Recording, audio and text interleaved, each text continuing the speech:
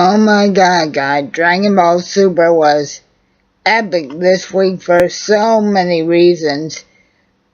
On one hand, you had, obviously, Kale turning into the female version of Broly that everybody has been basically itching their balls off to see, and that was monumental in itself.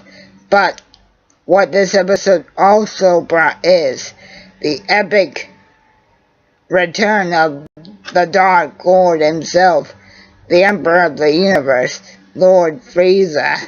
So, 94 kicks off with basically everybody still back on Earth, and still basically trying to convince Goku that reviving Frieza is not a good idea. I mean, even Vegeta goes so far as to say, we can win without that bastard, can't we?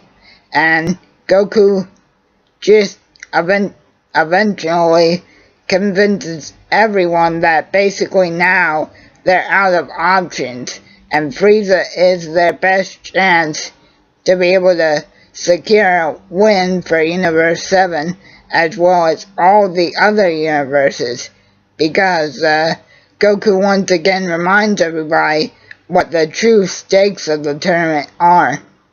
And Bulma does bring up to Goku, are we sure we can trust Frieza after everything he's done? And Goku assures everybody that if Frieza does get out of line, him or Vegeta will basically take care of Frieza's ass and make sure he's no longer a problem.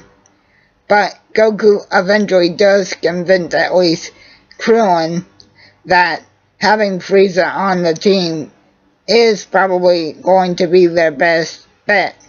So Goku eventually goes out to see King Yama in Otherworld to see if he can talk to Frieza about joining the tournament and getting brought back to life for one day as Goku and Vegeta were back in the Blue Saga. But before I get to the rest of that, let's briefly talk about Kale basically transforming into the girl version of Broly. Now, Kaba and Caulifla basically spend this portion of the episode arguing about what's the best way to help Kale transform. And what ultimately happens is Kale basically gets tired of the two of them basically arguing and basically bitching about what's the best way to do it. And Kale is basically Toei's version of piggybacking off of Broly's popularity, guys. And if you have seen the episode already, you know exactly what I mean. But what basically pushes her over the edge is she thinks that Kaba basically insulted Caulifla, and yes, that may lead to that maybe Kale and Caulifla are romantically involved. So yes, there may be a lesbian relationship in Dragon Ball Super, but that's not confirmed at all in this episode or at this time in any way, shape, or form. So Kale basically gets so sad about the two of them arguing, and she basically changes into Legendary Super Saiyan mode the exact same way Broly does. And what was the original way Broly transformed, you ask? By basically crying. And that's exactly how Kale does it. And I guess one thing you could say about Universe 6 is that their lack of intelligence or knowledge when it comes to unleashing a power like the one Kale unleashes in the episode, or the power that Broly has. They seem to think, oh, this is so cool, we're gonna kick everybody's ass. But Kale ends up basically using all of Broly's exact techniques, even copying the line saying, Kaba, now I'm going to finish you, and my power is rising. So yes, guys, this is the anime's way of basically capitalizing on the cash cow that is Broly, but obviously not having Broly actually be in it since he's non-canon. But like I said, Kale pretty much slaps Kaba around a couple of times for a while, and then Kale eventually calms down and passes out. And once again they say, oh, this is so cool, we're gonna win.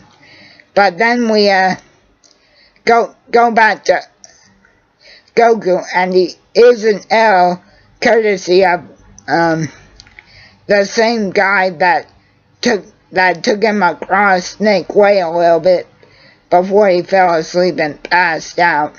Oh, and real quick, the thing I want to tell you guys about King Yama is he basically agrees to let Goku go talk to Frieza, but he does say whatever Frieza does is basically not his problem.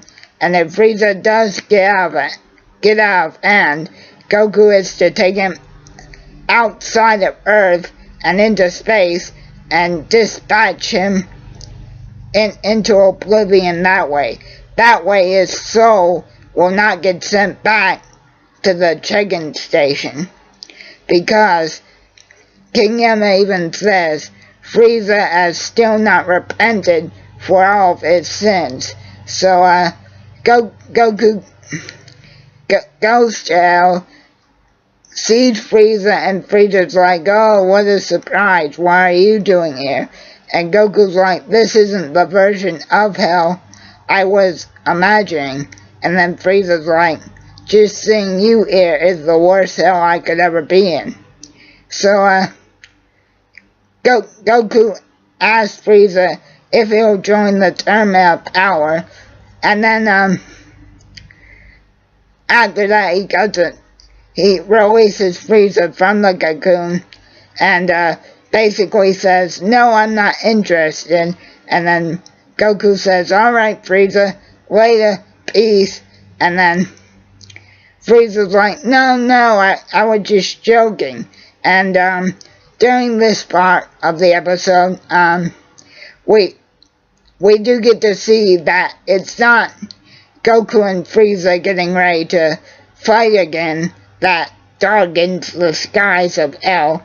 It's just the fact that Goku released Frieza from his cocoon.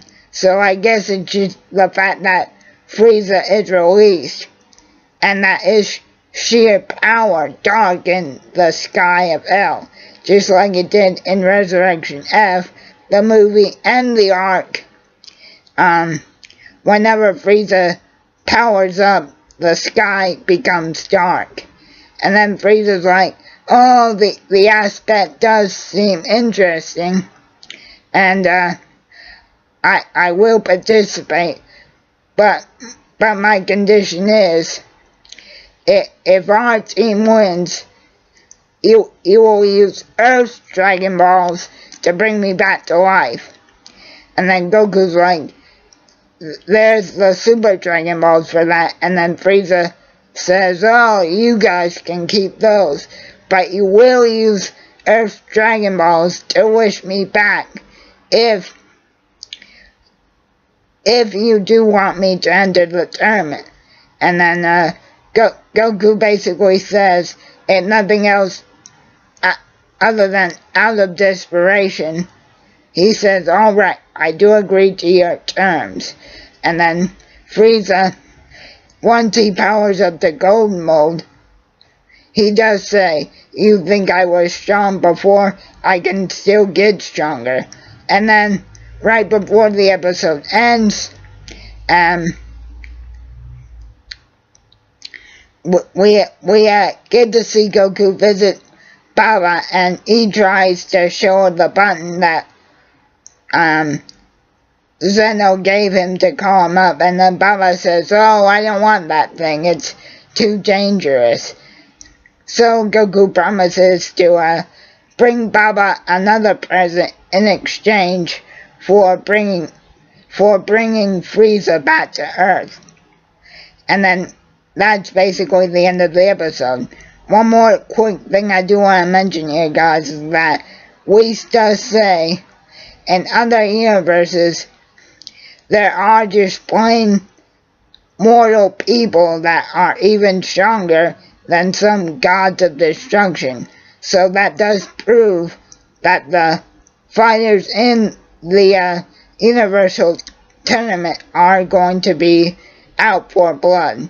But basically, guys, I think that this was a very well done episode, and keep on rocking. Yeah.